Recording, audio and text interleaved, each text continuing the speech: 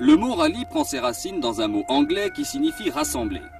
De ce verbe est né un nom, celui d'une compétition, où on doit rallier un point X dans un délai Y après avoir satisfait à certaines épreuves.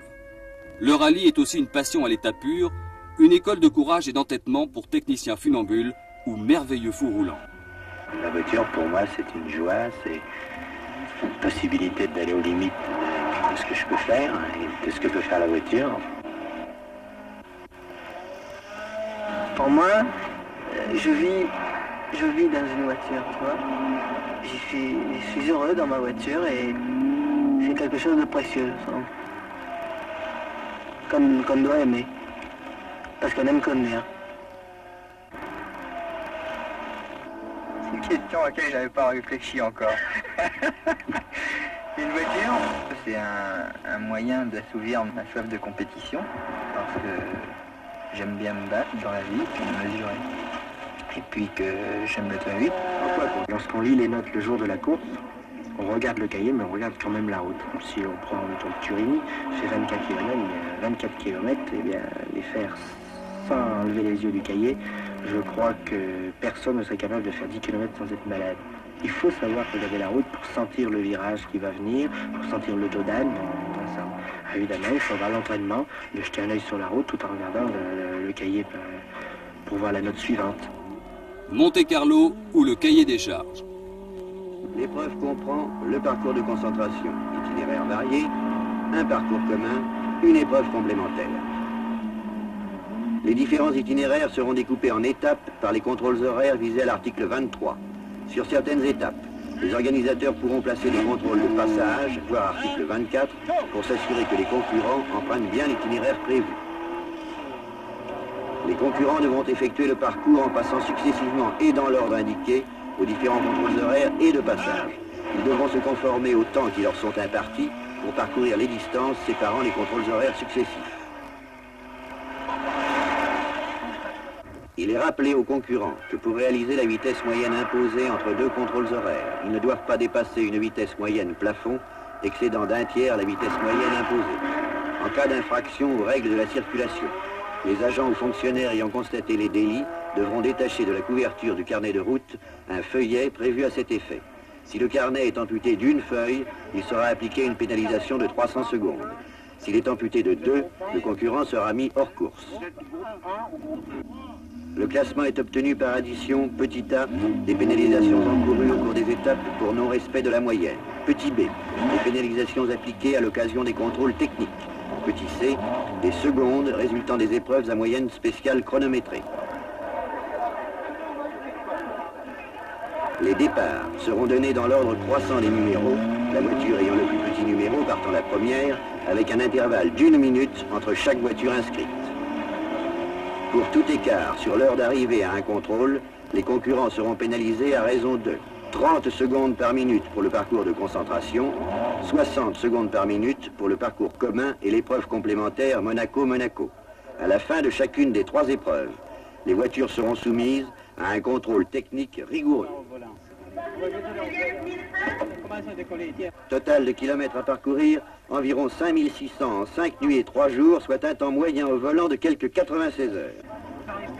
Tout est prêt? Allons-y. Musique, s'il vous plaît. Chaque époque, depuis l'hiver 1911, date de naissance du Monte-Carlo, a eu ses héros et ses sorciers. Il fallait sans doute beaucoup de témérité et un gros grain de folie pour se lancer de Saint-Pétersbourg, de Paris ou d'Athènes et tenter de rejoindre la Méditerranée sur des chemins disparaissants sous des congères battus par les vents. On ne glissait pas ainsi, on cheminait, en utilisant quelques trucs qui allaient devenir légendaires. Le premier chauffage, grâce à un pot d'échappement qui traverserait l'habitacle. Les premières chaînes, enroulées autour des roues, échangées une nuit de tempête contre une poignée de louis d'or. Et puis, à force de découvrir des sensations, on inventa le pilotage, avec une définition très britannique dans l'humour des célèbres carnets du Major Thompson. Piloter, c'est aller le plus vite possible dans des passages où l'on devrait aller lentement. Alors, petit à petit, le pilotage devient une affaire d'esthète. Ce qui était dérive incontrôlée ou dérapage heurté se fait trajectoire idéale, glisse magique, royaume des Frentards. Conduire ainsi est sans doute un don, mais comme tous les dons, celui-ci est aussi perfectible par le travail et une bonne dose de feeling.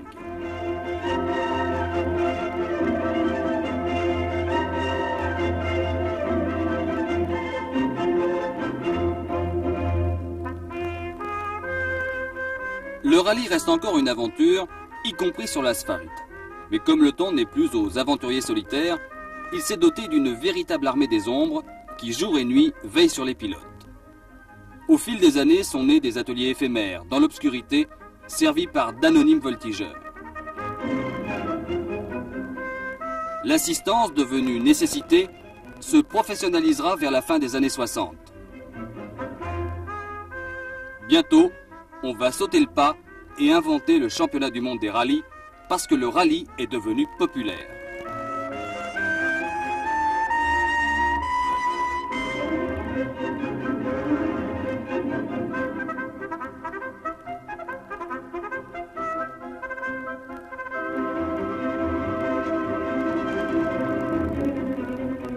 Franchi 3 fois dans la dernière nuit de Monte-Carlo, le fameux col du Turini est devenu le plus grand stade son et lumière de la course automobile.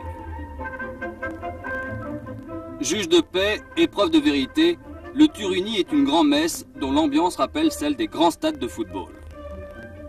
Darniche, Terrier, Vinatier, Andruet, Nicolas vont y écrire les refrains du défi français avec la course en bleu des Alpines Renault. Elles ne pesaient même pas 700 kg, les petites 1600 S, et leurs 170 chevaux semblaient les faire rebondir d'un virage sur l'autre. 20 ans de recherche s'étaient écoulés depuis que Jean Redley avait eu cette idée géniale de concevoir une vraie voiture de course avec des éléments de série empruntés à l'une des voitures les plus populaires de tous les temps, la 4 chevaux Renault. 20 ans, et tout au bout, un titre de champion du monde avec 7 victoires dans la même année. Des triplés en Corse et à Monte-Carlo avec une voiture historique. Un jouet sympathique, unanimement applaudi, y compris aujourd'hui par une génération qui ne l'a jamais vu qu'en images.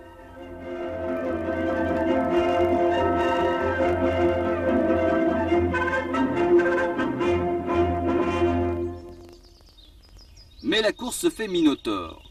Plus elle devient rapide, sérieuse, technique, plus elle consomme en quelques saisons ses reines de la route. La génération Alpine Renault à peine retraitée, voici que surgit une bombe secrète, la Renault 5 Turbo.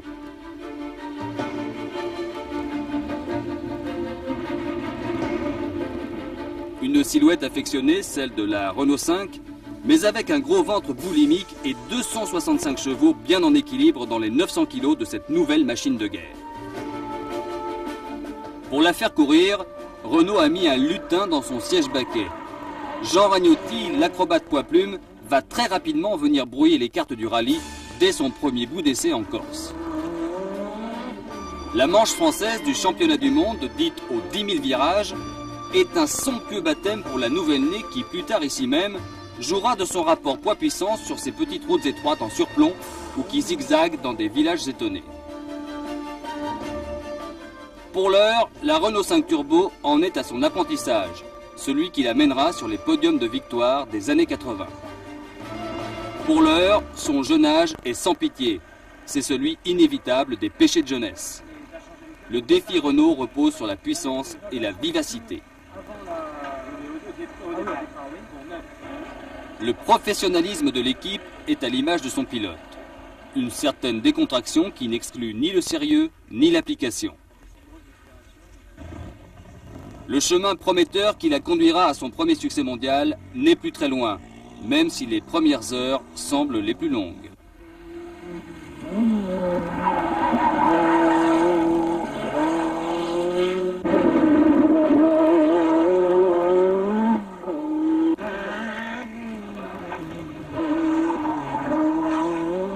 Pour entrer dans le club fermé des grands du rallye, Renault s'est donc donné les moyens de ses ambitions. Dès les premiers tours de roue, le public a très vite compris que la petite et agile 5 Turbo bousculerait un jour la hiérarchie des Porsche, Lancia ou Audi.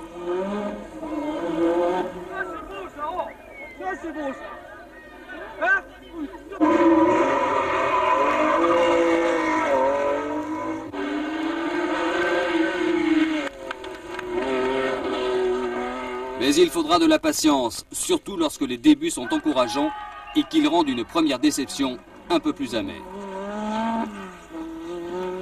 Si tu mets la clé verticale et que tu tapes sur le grand bout de la clé avec le marteau, ça va donner des chocs, ça devrait se desserrer. On a essayé de taper avec un truc qui est plus long que le marteau, parce que le marteau, c'est un marteau. Jean-Marc, tu m'entends? Ça marche alors?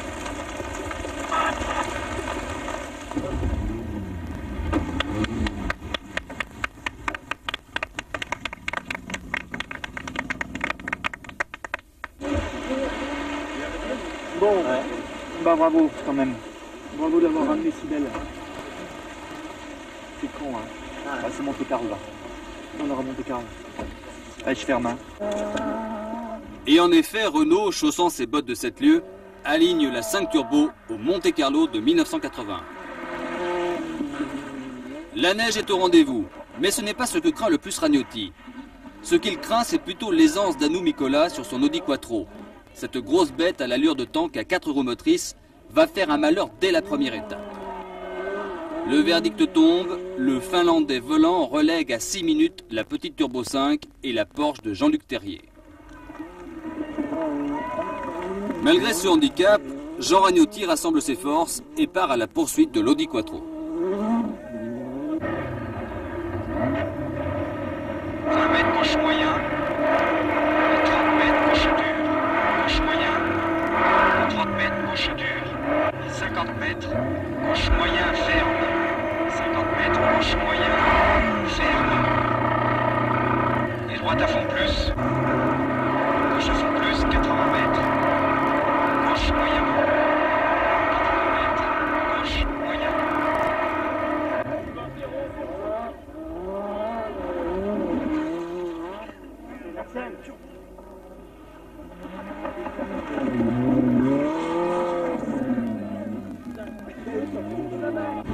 La deuxième partie, la plus longue, commence dans l'appréhension pour Ragnotti et l'équipe Renault. Il y a en effet le mauvais souvenir d'un Tour de Corse à demi réussi ou à demi raté par une courroie d'alternateur et d'un Tour de France automobile à l'automne 80 qui s'est soldé lui aussi par un abandon. Aussi y a-t-il comme une certaine pression sur le turbo de la petite Renault. En outre, peu de gens savent que l'équilibriste Ragnotti doit se battre avec un moteur dont le temps de réponse est de 1 seconde et demie. Les choses vont se précipiter dans la deuxième étape lorsque Hannu Mikkola sort brutalement de la route. Une bagarre phénoménale éclate alors entre la Porsche de Terrier et la R5 Turbo. La voiture allemande a 3 minutes d'avance quand elle rentre à Monte Carlo avant le terrible parcours final. L'affrontement s'annonce prometteur. Hélas, il n'aura jamais lieu sur ce terrain presque sec qui devient idéal pour la Renault. Des spectateurs irresponsables provoquent la sortie de route de Terrier en le piégeant dans le Turini. La Renault 5 réussit à repousser les assauts répétés de la Talbot de Fréquelin et Todd et gagne à Monaco.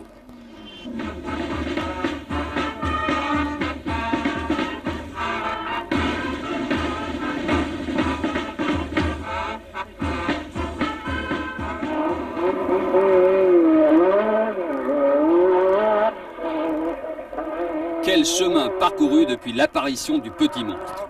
Quelle carrière aussi que celle qui couronnera cette voiture dès l'année suivante en Corse et sur ce même terrain 3 ans plus tard encore.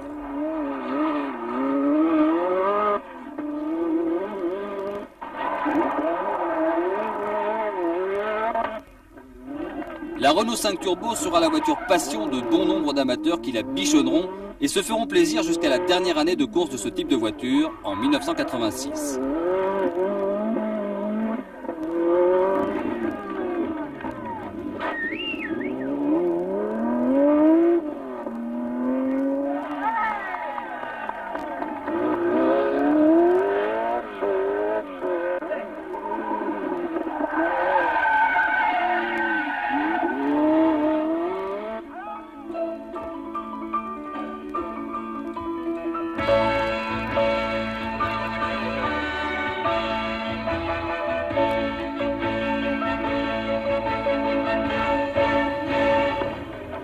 La R5 a donc gagné son pari à l'image de son succès corse de 1982.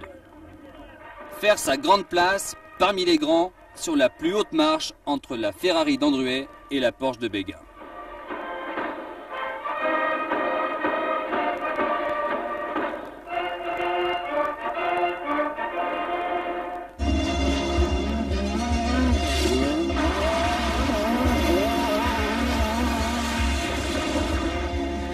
La Renault 5 Turbo appartient désormais à l'histoire du sport automobile. En quelques mois, elle est devenue le coup de cœur de tous ceux qui souhaitent courir en championnat de France ou d'Europe. Agile, maniable, efficace, elle devient aussi populaire que la célèbre berlinette. En fait, Renault a réussi une opération séduction égale à celle de la R8 Gordini. En un temps record, la R5 Turbo est devenue populaire parce que sympathique, à l'image de la voiture de série dont elle s'inspire. Un jouet sérieux pour grands enfants appliqué à faire du sport de haut niveau. 100 mètres, droite à fond, 400 mètres. 400 mètres gauche à fond.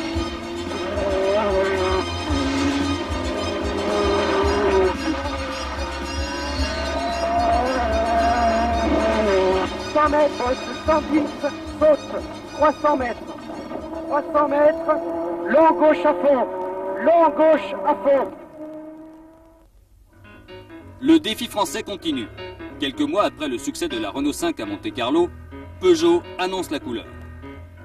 Ce sera la petite Lionne 205 qui se fera très vite les griffes sur les routes du championnat du monde pour le gagner, puis qui transmettra le bâton du relais à sa grande sœur 405 pour aller remuer les sables du Paris-Dakar et aussi relever un autre défi, celui-ci américain, de la plus célèbre course de côte du monde, la Pikes Peak.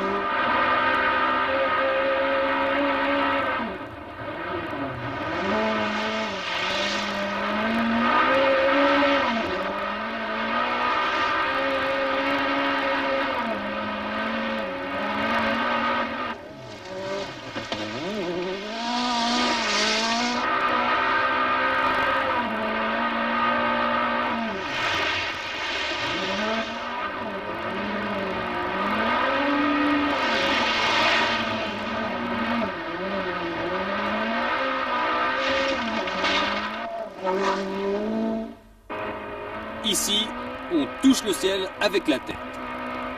Le soleil, la terre, la poussière amènent le dieu pilote Vatanen à ne plus compter que sur lui-même à 3000 mètres d'altitude. Vertige effrayant de l'absolu de la course, devenu entre ciel et terre comme une troisième dimension.